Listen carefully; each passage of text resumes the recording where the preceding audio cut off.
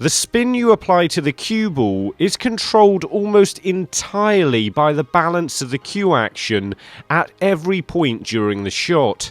So for every type of spin, I'm going to be showing you where you need to hold the cue in order to play the shot most effectively.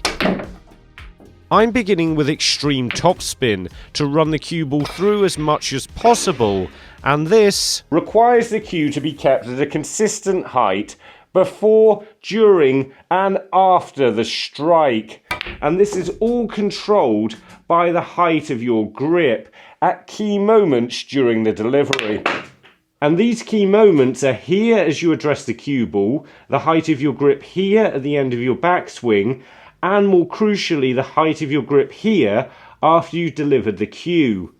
To play a shot with maximum topspin, you have to raise your bridge so you can strike higher on the cue ball, but you don't want to move your grip. Your grip should stay in the same position whether you're hitting right at the bottom of the cue ball or right at the top, or at least it should start off in this position, because if you're playing a shot with a lot of topspin, as you move your cue back, it should slightly dip downwards or feel like it's dipping downwards.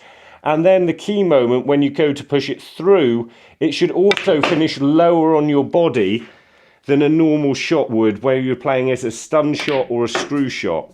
However, if you don't need power, because you're only looking to roll the cue ball through, then you don't need the raised bridge, as we only need to strike the cue ball slightly above centre.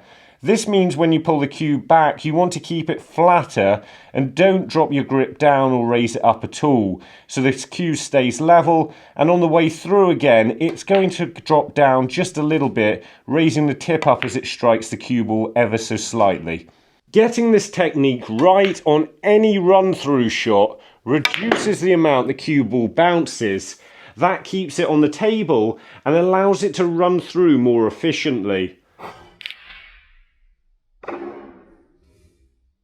The grip for a stun shot is very slightly different because it does depend just how far the cue ball is away from the object ball. But with a majority of shots, you want to be ever so slightly striking down at the cue ball. So you're just pushing the cue ball a little bit into the table, but not too much. This means when you start off, you have your grip in the same position you have for any shot, and you pull it back in the same way as you pull back a run-through shot, so straight to pretty much the same position as you would for that type of shot. The difference comes when you push your cue through, where you ever so slightly push it up a little bit higher. So you finish with your grip a little bit higher than you normally would, and that is what creates the stun. As I've already said, it depends on the distance between the cue ball and the object ball. As they're really close like this, I want to keep my cue flatter here and strike the cue ball ever so slightly higher. And that stuns the cue ball nicely from a short distance. But the further away from the object ball you get, the lower you're going to have to strike. So here I'm going to strike down a little bit lower, and notice my cue's actually dipping down at the cue ball a little bit. I still pull the cue back to the same place as if I was playing a run-through shot, but my hand is going to finish slightly higher as it makes it to my body. A little bonus tip now, if you're playing a stun shot over distance like this, and you only need it to stop, then try to play it with the minimum amount of both spin and power, because that's just going to make the pot a little bit easier, because it will be going slower, it should have a better chance of entering the pocket like that, and you'll be able to hit it straighter at that speed. Just make sure with these shots you're giving it enough to actually stop, because if you play it like a drag shot where the cue ball initially spins backwards and then runs through, it's incredibly easy to move it offline with a small amount of side, and these shots are a lot less accurate.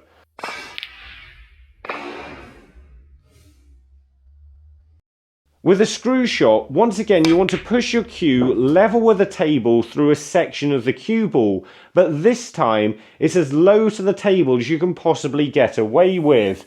A common mistake I often see with this is to start off with the cue in the correct position, but as you push your cue through, to finish up in the same position you would with your grip as if you were playing a shot with topspin. So you start off in the right place, and as you push it through, it ends up as a topspin shot, and this usually results in the cue ball stunning. To play a screw shot, we want to lower the bridge as much as possible, keeping the cue as level as we can. This reduces the amount we have to slightly curve the delivery in a minute. We start out with our regular grip position, but when we pull the cue back, we ever so slightly raise it up. And we're going to push it through to another raised position that's slightly lower than the one we've already got. This creates a slight arc in your cue action as you push your cue through the shot, keeping your cue and particularly your cue tip as low to the table as possible for as long as possible through the shot. Compare this to the backswing of a stun or a screw shot, which is going to end up there. If I'm going to screw the cue ball back, my arm needs to go up a little bit higher into that position, and that means when I push it through, even though I'm ending up with my arm in a high position, it's still lower than what it was, and that just dips the cue perfectly through the bottom of the ball. Some quick bonus tips now, because I know a lot of people struggle with the confidence needed to play a screw shot. A lot of time they're worried about chipping the ball, so let's get rid of the ball and practice playing the shot without anything on the table. All you want to do is complete the technique I just showed, keeping the tip of the cue as close to the table as possible at all times without touching it. Once you've done this a few times, you can just replace the balls and try playing the shot again and see if you can do it any more confidently. Now you know your tip isn't going to strike the table. Secondly, you can't play a screw shot without following through.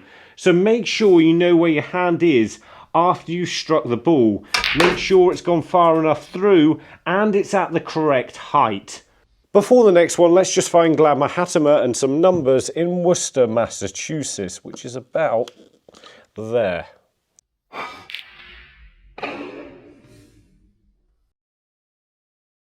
The question is now, what do you do with your grip when you play a shot with side spin? You start with your grip in the same position as you would for any shot, and when it comes to pulling it back, unless you're playing a shot with a lot of topspin or backspin as well, you're going to pull it back to the same position as you would for a stun or run-through shot. The difference comes when you go to push the cue through, because we're going to go with the ball ever so slightly. So as we're playing it with left-hand side, the cue, or the back of the cue where our grip is here, is going to go ever so slightly to the right. There we go, so my arm went slightly wide and around my body there just to put the left-hand side on the ball, and this means as you strike the ball, your tip ever so slightly goes to the left with the cue ball, but obviously not that much. We're actually talking, if you're playing it with that amount of side, probably that much. And of course, this makes your hand go in the opposite direction. So of course, when I play the shot with right-hand side, my hand's going to go ever so slightly to the left as I strike the cue ball. The trick is not to push it in this direction, but just to allow it to happen as a natural result of striking the curved surface. Just about got away with that. This is only a very slight adjustment on completion of the shot. It feels completely natural, and most players won't even be aware they're even doing it. The only problem is, you've got to be able to line up the shot with side spin in the first place. But don't worry, because I've got a video that shows exactly how you can do that, along with this one that shows about aiming in general. And remember, don't just watch, play, and make the commitment to becoming a better player by subscribing to the channel and visit the website. See you later.